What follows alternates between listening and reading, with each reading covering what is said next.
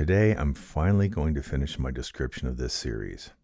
I've made videos about the development of the AKG C1000S and the AKG C3000 variants. Today, it's the AKG C2000B and the AKG C4000B. You are now listening to the AKG C2000B. Welcome to the cabin. I've decided to cover these two mics in one video because their history and development is not nearly as long or complicated as is that of the 1000 and 3000.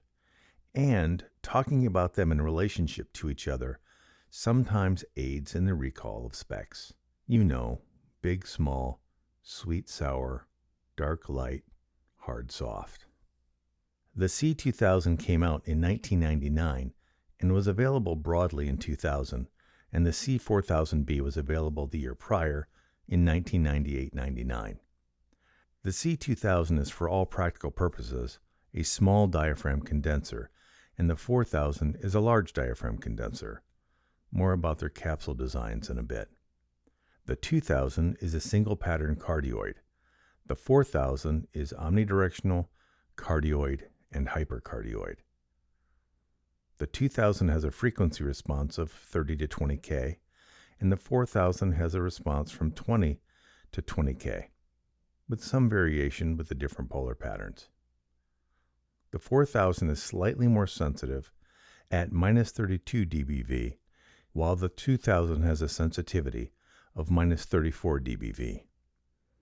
The equivalent noise floor is vastly different, with the 4000 being extremely quiet for its time and pretty good today at 8 dBA, and the 2000 is more typical for an SDC at 20 dBA.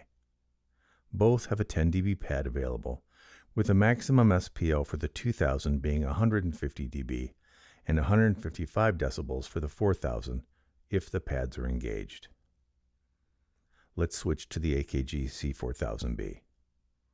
Okay, here we are on the C4000B.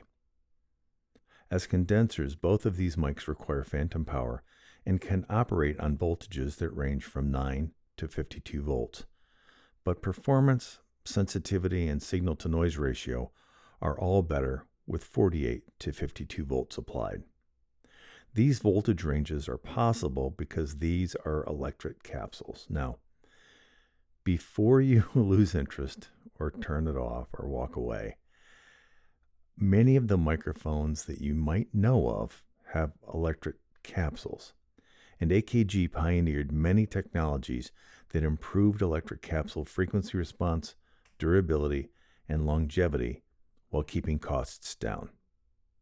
For example, the C4000B has high SPL tolerance and very low self-noise. The C2000B has a specifically designed and shaped capsule that improves sonic characteristics over other small diaphragm condensers. It sounds warmer.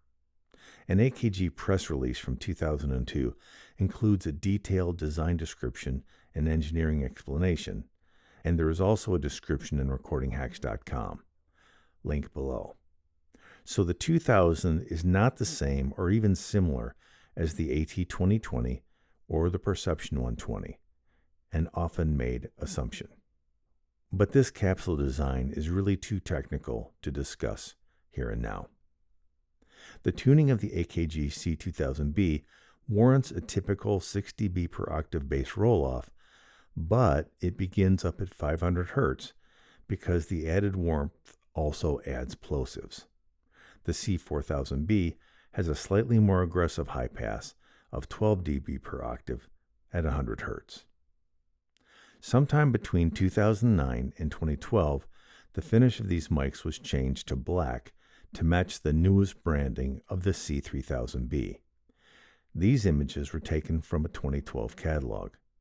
This is the same year that the new black AKG C1000S was introduced, but apparently it did not make the catalog.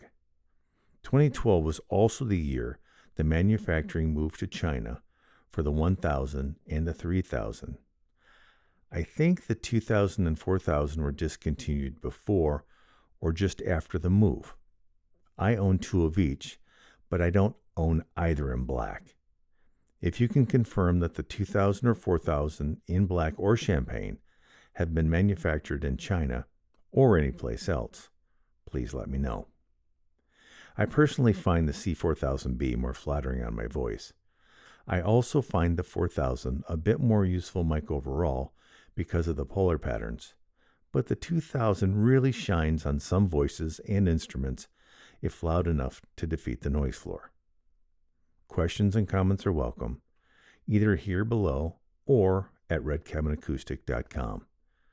If you found this helpful or want to share, you know what to do. Peace.